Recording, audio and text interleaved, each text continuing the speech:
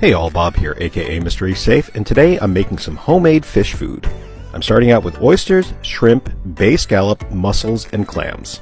I'm going to give them a good long rinse in cold water. The reason you want to do this is because the seafood stores add phosphates to the seafood to make it last longer. While it's good for human consumption, it is not good in the aquarium. I have cleaned them a lot longer than I'm showing here in the video, but of course I want to keep the video somewhat condensed. After that, I'm going to pour it out onto a paper towel, spread it out a little bit, and let it dry off. I'm patting it well because I don't want as much moisture in there. It's going to be wet enough. Give it a good pat, let it dry a little bit, and then it will be ready for the food processor. And here we go. I've got the food processor ready. This is a little one that I have, and it works great. I put all the seafood right into the processor, and it is ready to go. Just chop it up to a nice fine small pieces so the fish will be able to eat them easily. And of course you can feed your corals this as well if you have corals that will eat small fare. I want to make sure to get every little bit. There's a lot of protein in the organs of the clams and mussels, and I want to make sure that my fish get that protein. It's a good, healthy way for these fish to eat, and it's cheaper than buying it at the fish store. Not that I have a problem with pre-made fish food. This I like to make myself because I know what's in it and I know what my fish are getting. Okay, once I get that all done, it is time to add some vitamins. I've got some Celcon and I've got some amino acids that I will be adding to the mix. I'll be doing about 3 full droppers full of each one of them, adding it right in. Is that enough to really help the fish in the long run?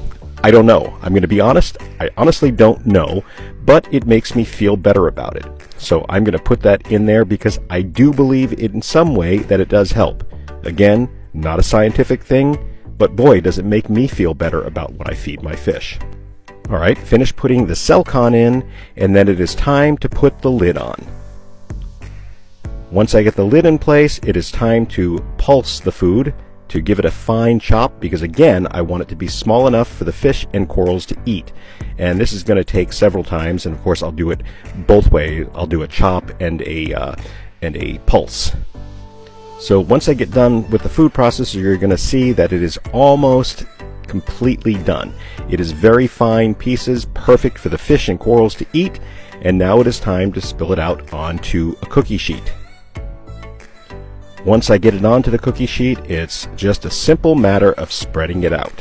The reason I want to spread it out is the thinner it is, the faster it'll freeze, and the less likely that it's going to have any kind of problems when I'm ready to break it up. It'll break more evenly, and plus I'll be able to take smaller pieces that I want to feed my tank as I desire. Not so much based on how big the piece is, but how big I want it to be. And it's pretty simple.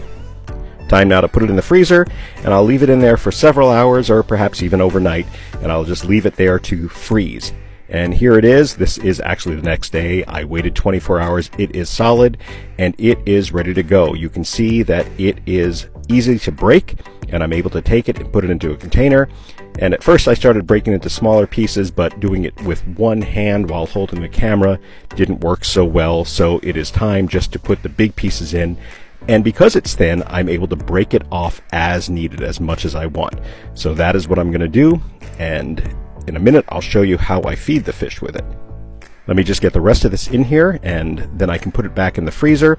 And the nice thing is I can leave this into the freezer for up to a month. I want to use it within a month, and if I don't, that's fine. I'm not adding any preservatives into this, so it is better to make sure you use it. Now I'm going to break off a few small pieces and put it in some RODI water and let it thaw out.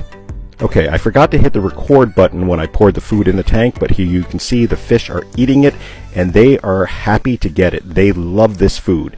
And again, I know exactly what's in it, so I feel good about what my fish are getting. So it's quick and easy. You can get it done in less than a day. So I hope you guys enjoyed this video. This is Bob, aka Mr. Reef Safe. Catch you next time.